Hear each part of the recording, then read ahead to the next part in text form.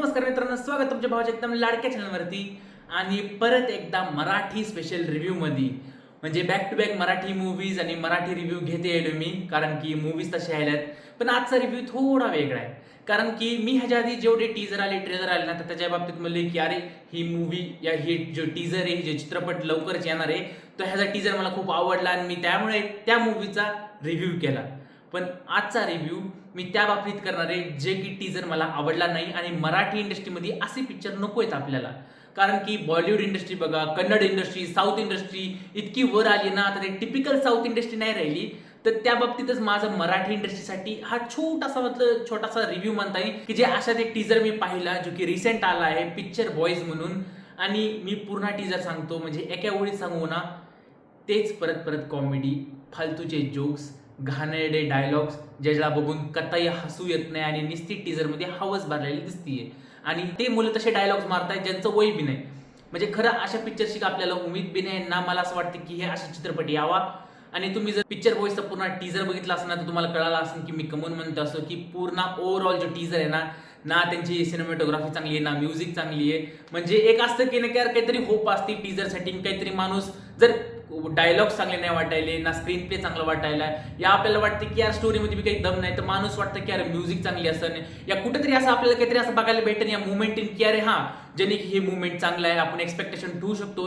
ह्यो किरदार असा आहे, ह्यो कलाकार ह्या मूवीमध्ये आहे, तर आपण एक्सपेक्टेशन ठेवू शकतो की यार हे कलाकार ह्या मूवीमध्ये, जसं की मकरंद नानसपुरी आणि जितेंद्र जोशी बद्दल मी सांगितलं होतं गेल्या रिव्ह्यू मध्ये की अरे ते दोघं तुंबाडची मंजुळामध्ये मूवीमध्ये आहे. तर मूवी कशी असेल मी त्या दोघांसाठी बघायला जाणार.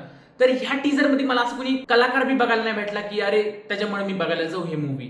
तर हा माझे फक्त हेच म्हणणं आहे मराठी इंडस्ट्रीसाठी की अरे असे मूवीज नका आणू. कित्येक तरी चांगले चांगले पिक्चर्स, कित्येक तरी चांगले चांगले स्टोरीज येतो, तुम्ही तशा निवडा. बजेटचा जर तुम्ही इश्यू म्हणत असाल ना, तर बघा लालू पिक्चरचा मी एक्झाम्पल घेतला होता, गुजराती मूवी जी खूप कमी बजेटमध्ये बनली, म्हणजे 1 कोटी या त्याच्याहून कमी त्याचं बजेट आहे आणि 120 कोटी प्लस गेले. प्लस तुम्हाला कांताराचं one of the biggest example घेऊ शकतो की अरे कांतारासारखी मूवी जिचं बजेट म्हणजे मला नीट माहित नाही किती आहे, पण ती मूवीनी 450 प्लस कोटी कमी, कारण की त्यांच्या स्टोरीत दम होता.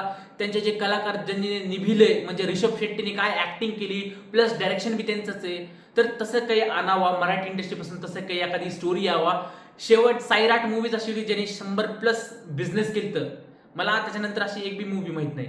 अरे ऍक्च्युअल मध्ये एक मूवी आहे, पावनखिंड, आणि त्याचा मला खूप गर्व आहे. आणि ती मूवी मी पाहिल्यावरती अक्षरशः मी 2 वेळेस पाहिली ती मूवी थिएटरमध्ये, त्याच्यामुळे त्याचा उल्लेख केला मी. मला खूप आवडली ती मूवी पावनखिंड आणि ती आपल्या महाराजांवरती होती. तर तुम्ही जर नसन बघितले तर बघू शकतात मूवी. बाकी ह्या 2 मूवी मी माहिती आहेत मला, ज्यांनी 100 प्लस बॉक्स ऑफिस केले कोटीचं.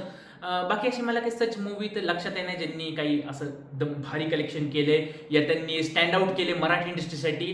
तर मी होप करतो की असे चित्रपट न येता तुम्ही एकाच चित्रपटवर फोकस करा.